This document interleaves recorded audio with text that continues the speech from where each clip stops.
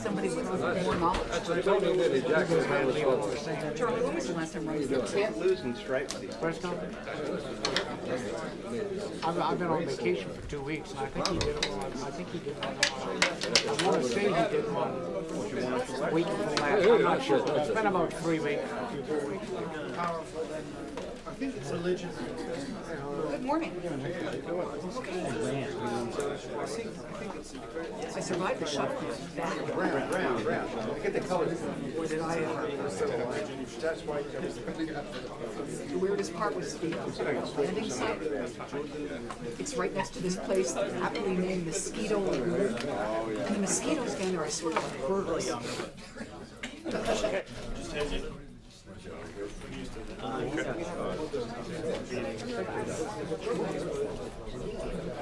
What do you ask him?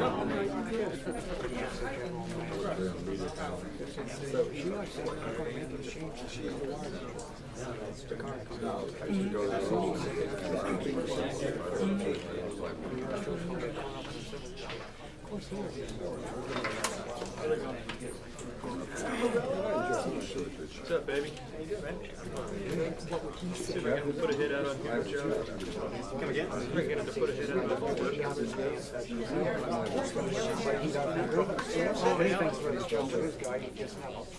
Put Roberts in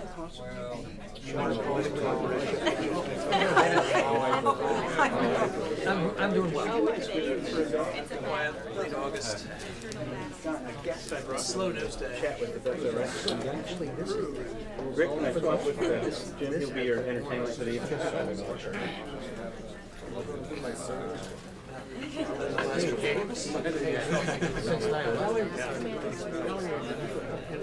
Are you, sir?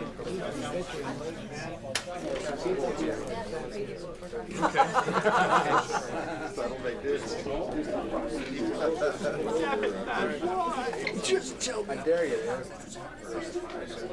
What are you doing?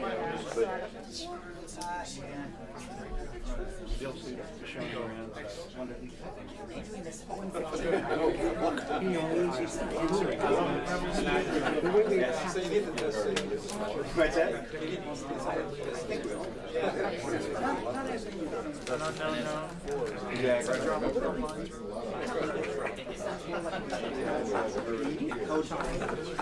I think we should start playing Latin. We should start guessing what sort of metaphors.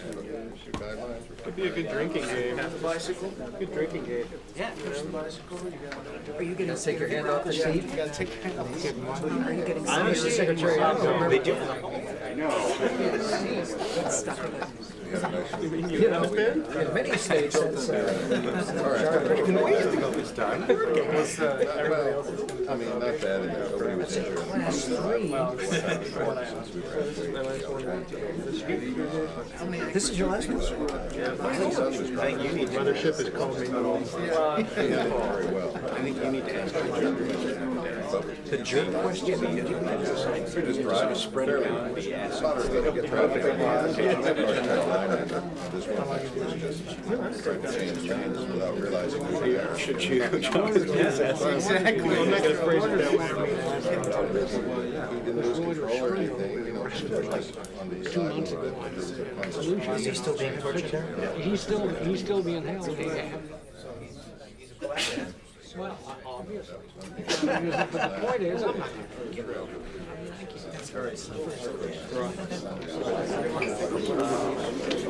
Oops.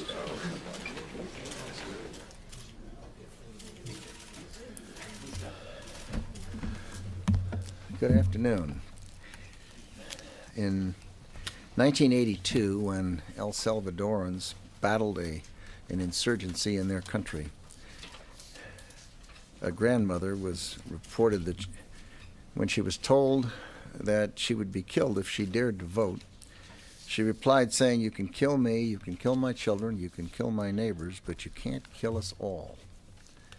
That suggests the power of freedom's appeal in the struggle against tyranny.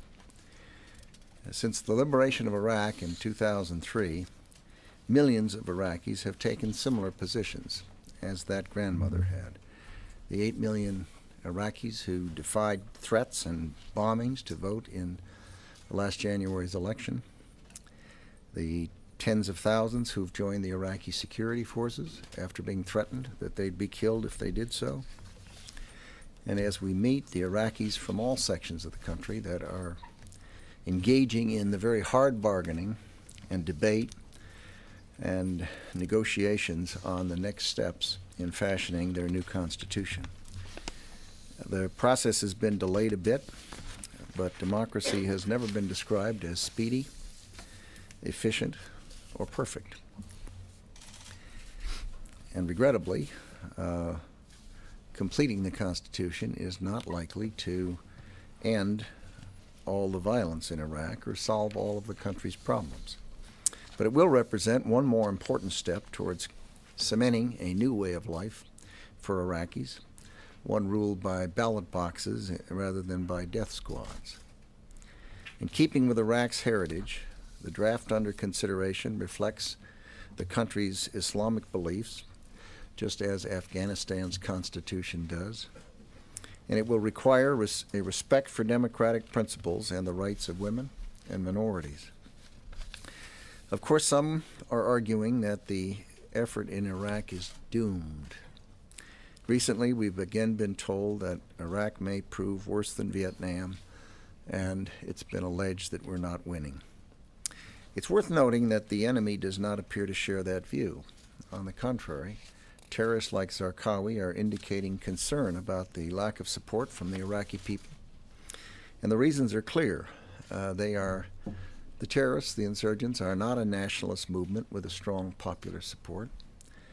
They have lost their safe havens in Iraq. Their most prominent leaders are not Iraqis. They're not Ho Chi Minhs with a nationalist base, but in the case of Zarqawi, a Jordanian murderer. And their massacres of innocents have outraged most Iraqis rather than attracting broad support. Indeed, polls indicate that the anger against the terrorists and the insurgents is growing.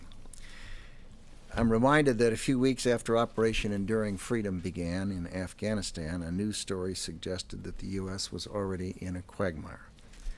But it was several weeks later only that Kabul actually fell to the Northern Alliance and our forces. Throughout history, there have always been those who predict America's failure just around every corner. At the height of World War II, a prominent U.S. diplomat predicted that democracy was finished in Britain, and probably in America too. Many Western intellectuals praised Stalin during that period. For a time, communism was very much in vogue. It was called Euro-communism, to try to mute or mask the totalitarian core. And thankfully, the American people are better centered. They ultimately come to the right decisions on big issues. And the future of Iraq is a very big issue.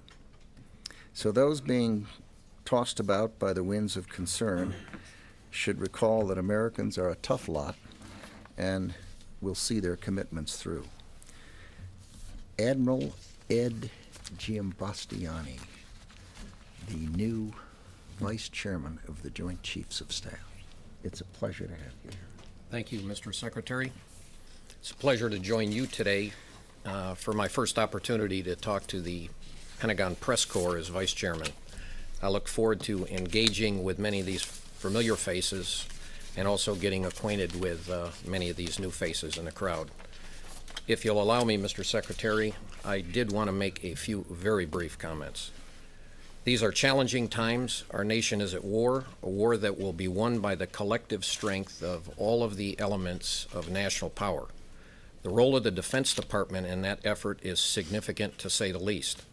Our men and women deployed around the globe are making a difference each and every day.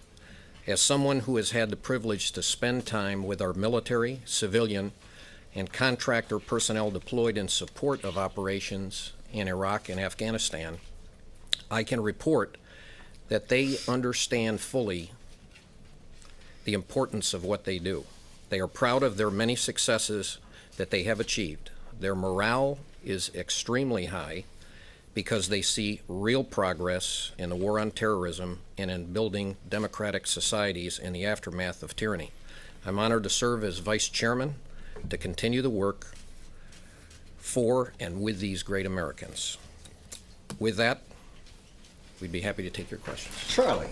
Mr. Secretary, you spoke of hard bargaining going on in Iraq.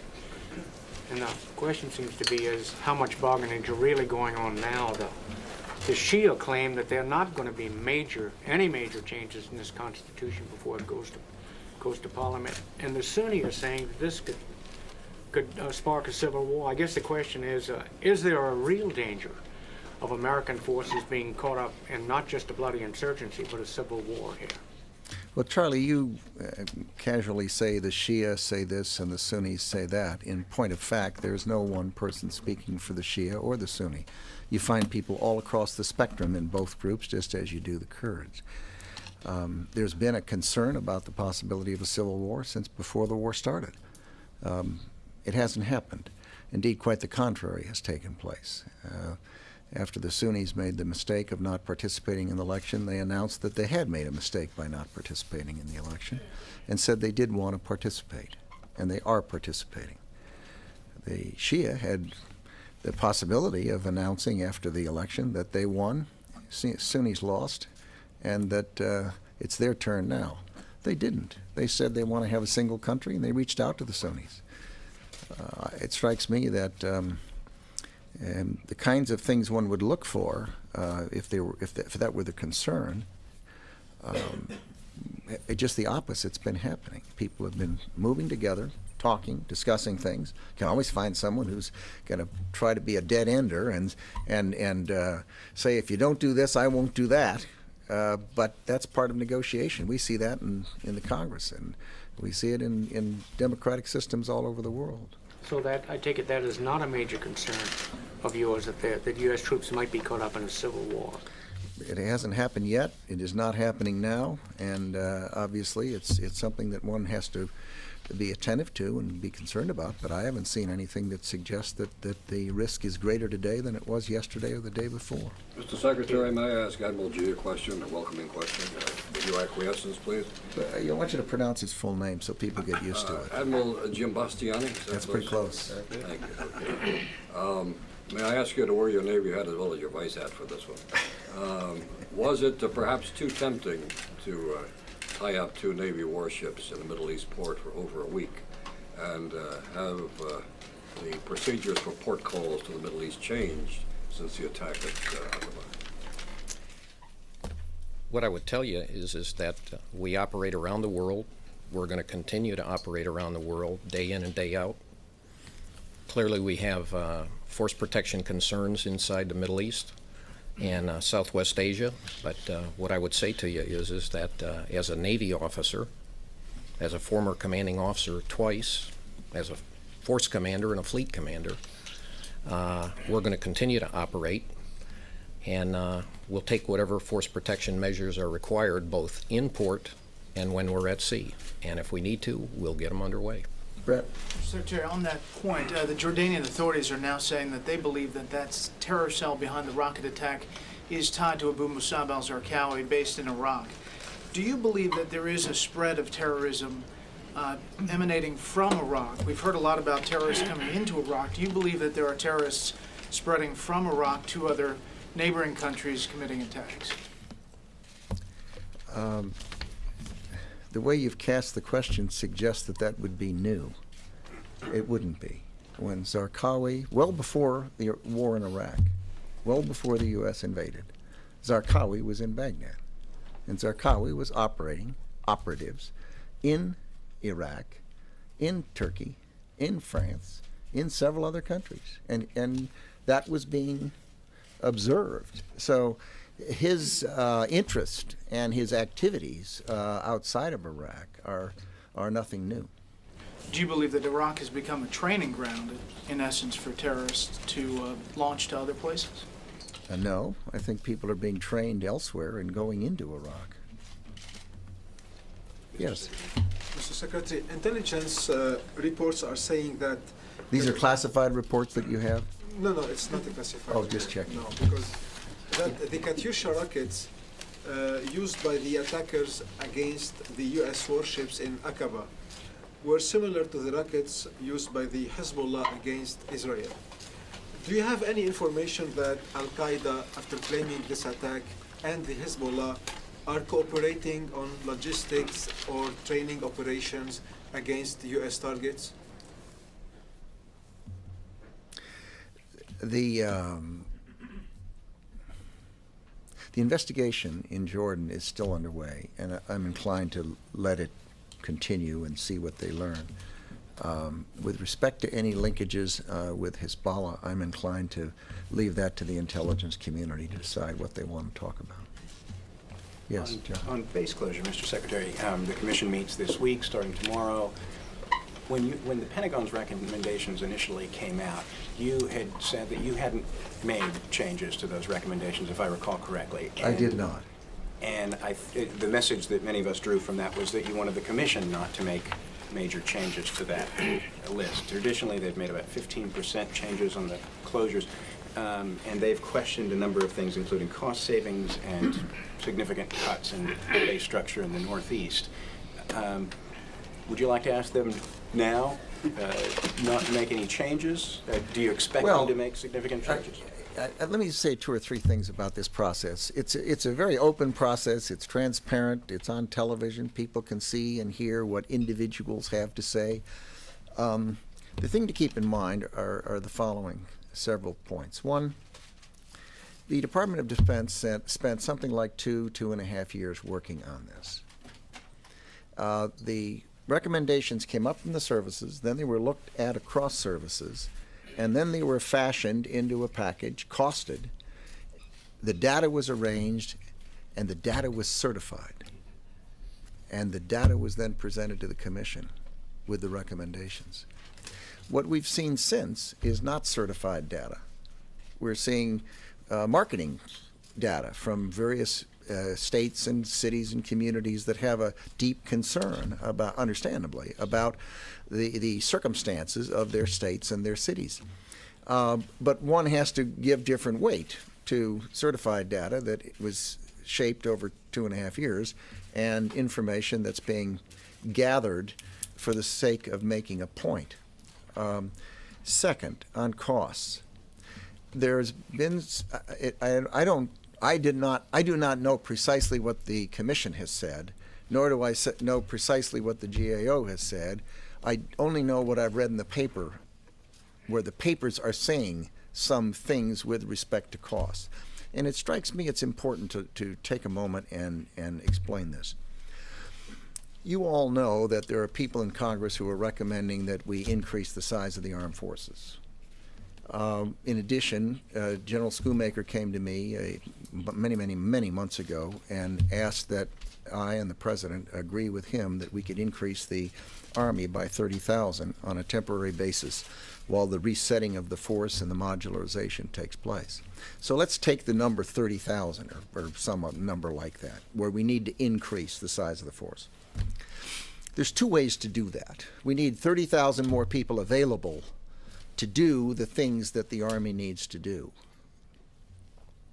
You can get them from several places. You could get them by bringing them in and taking a year or 2 or 3 to train them, or you can get them by moving them out of civilian jobs and putting them into military jobs, or you can find efficiencies. For example, if you've got 2 bases that do roughly the same thing, and you decide that you're paying double force protection and double logistics, and you can save 1,000 or 5,000 people by bringing them together and having single force protection or single logistics, just for a simplified example.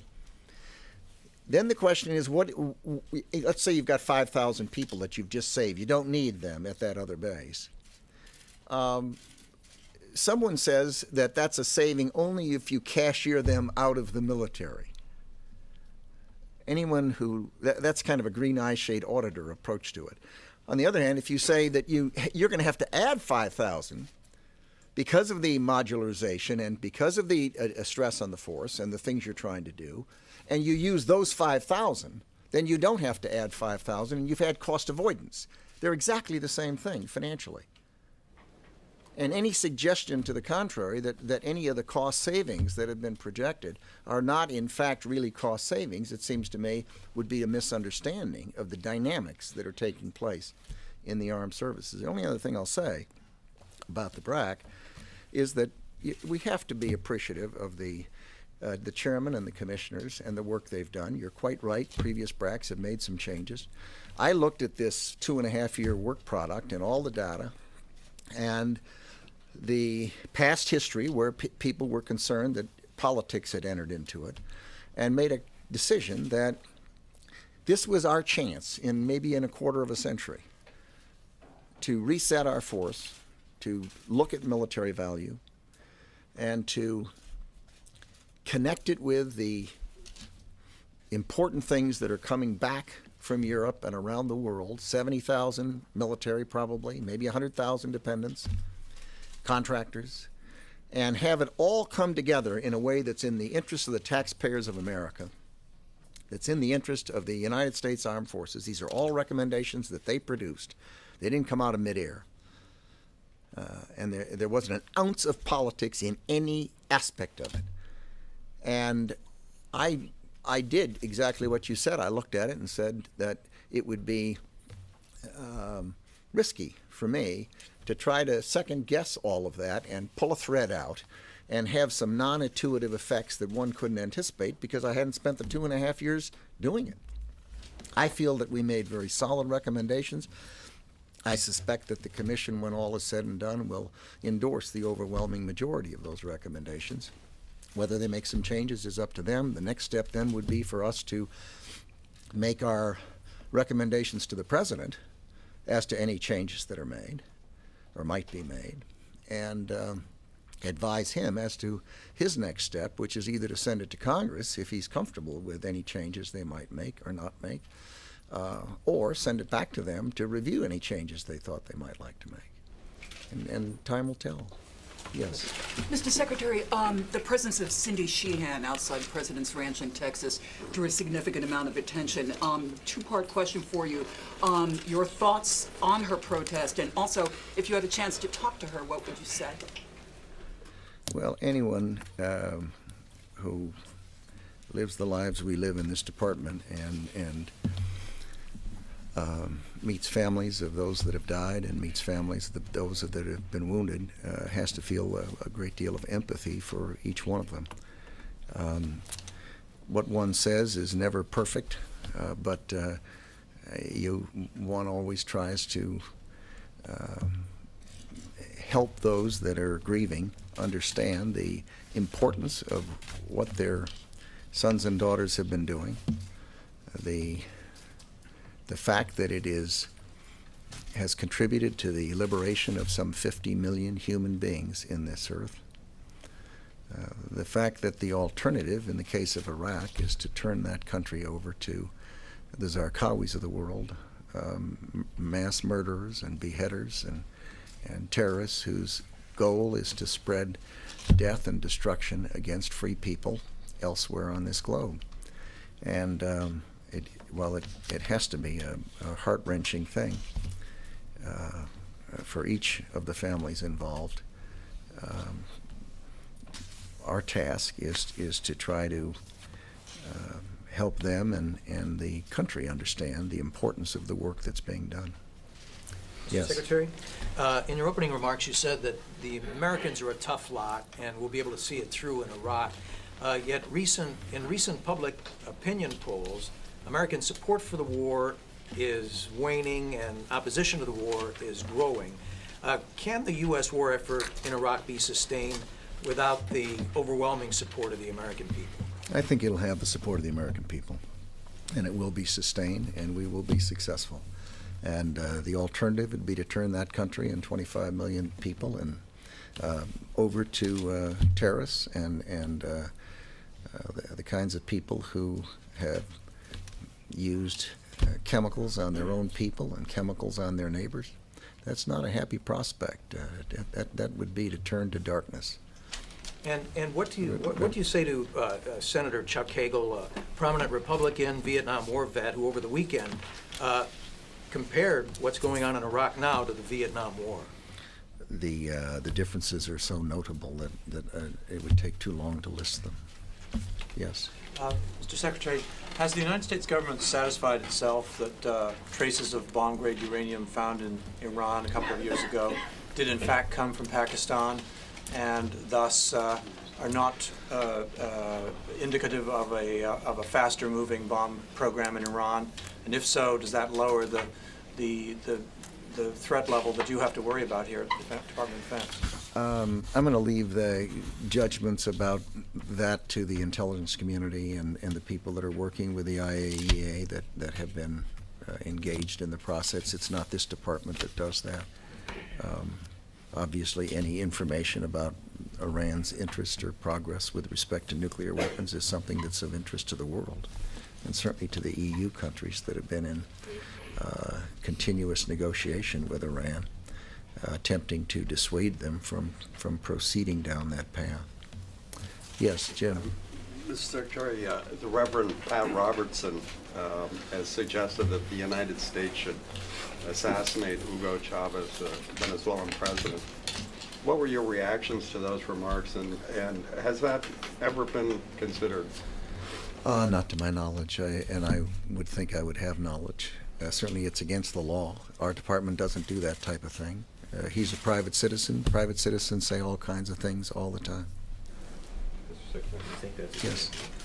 In light of the report last month on China's military modernization, how important is it for the Taiwan legislature to push ahead and authorize the purchase of U.S. arms offered in 2001?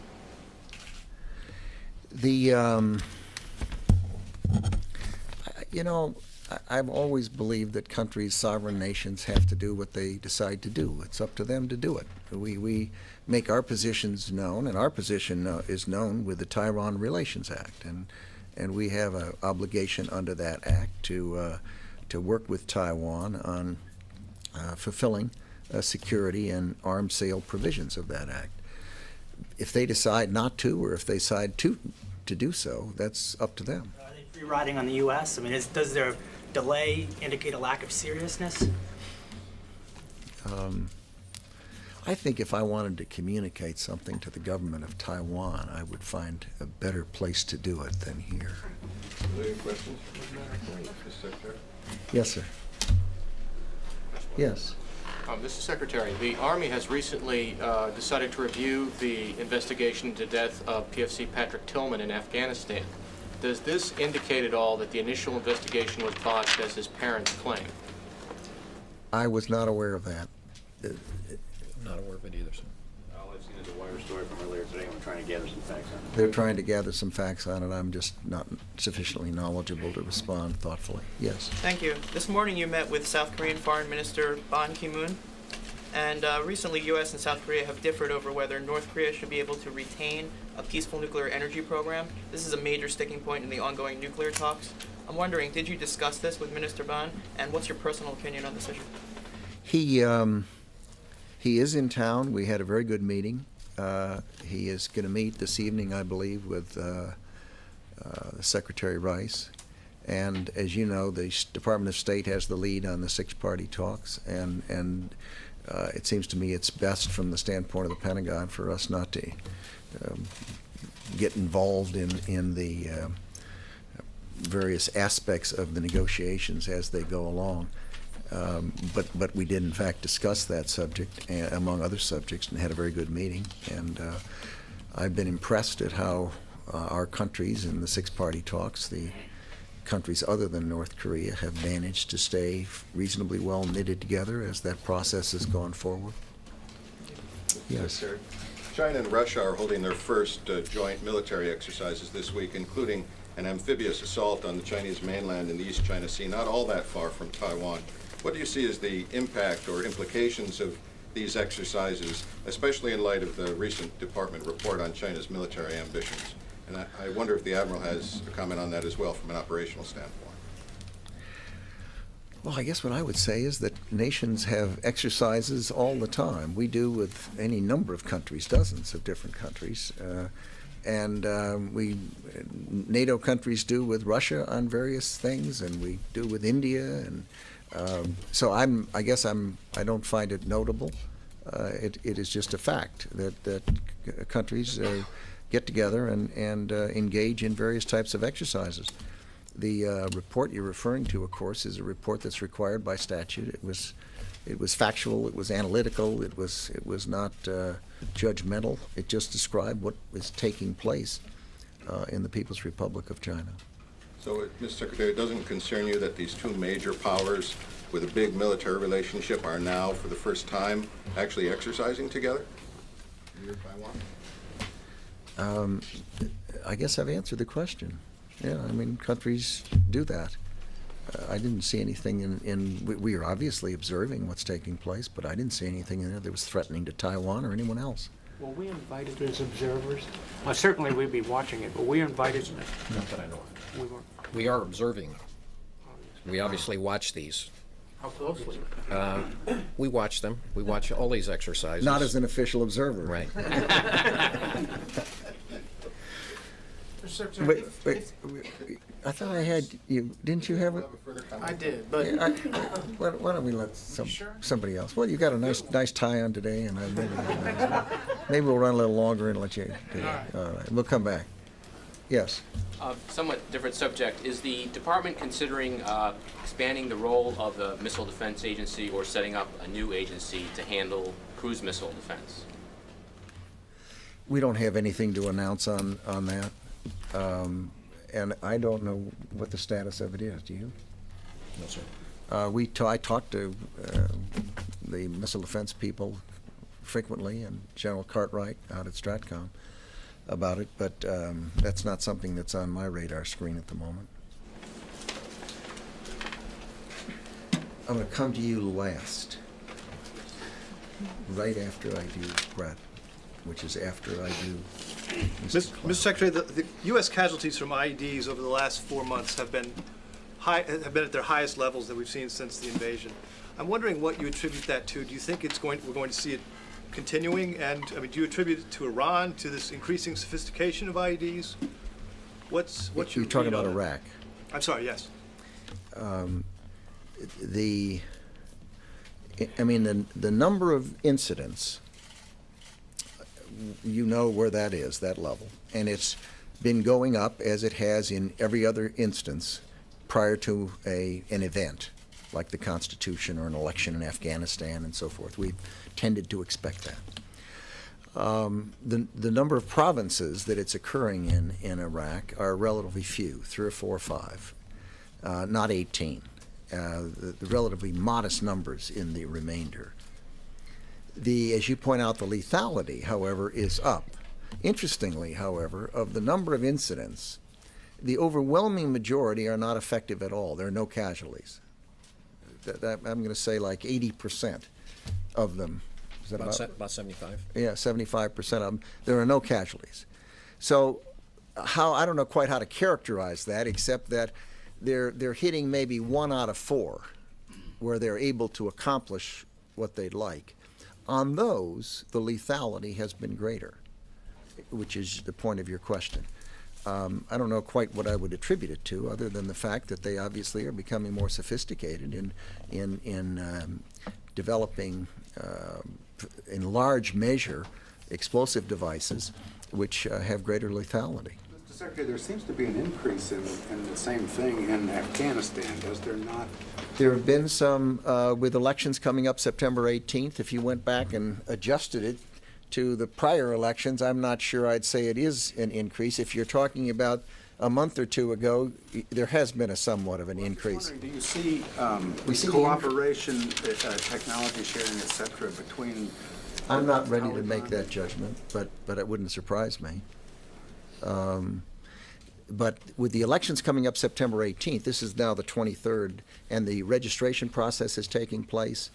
There are thousands, I think it's thousands, 2,000 or something like that, candidates in Afghanistan. More than 1,000 anyway. More than 1,000, and it's for provincial as well as parliamentary offices. And that's a big task for the UN and for NATO, and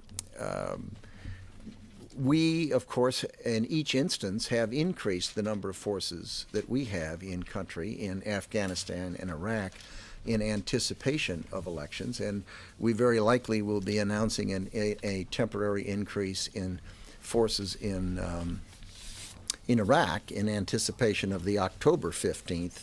So at some point we'll be notifying people and taking that forward. How big an increase? But I don't know, 1,000, 2,000, something in that neighborhood. A couple of battalions. And of course, NATO is going to be increasing in Afghanistan as well during that period. I was referring to Iraq in that case. And we have already increased in Afghanistan in July, 1 battalion. Mm-hmm. Are you saying then that there are, in effect, more targets for these roadside bombs? No, I was just commenting that we're doing what we've done in the past in both countries, and that is to increase somewhat. Brett? If the Iraqis push through a constitution over the objections of the Sunnis, do you believe that that will adversely affect the insurgency? I mean, increase the insurgency. If it's pushed through as is, while these objections of the Sunni bloc... I don't do those hypotheticals, Brett. Why should I, what if this, what if that, what if this, what if that? Why should I do that? We're going to know. We're going to know precisely what's going to happen.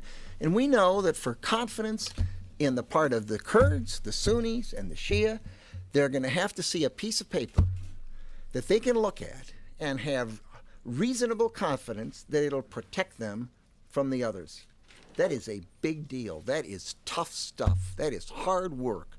That is a leap of faith.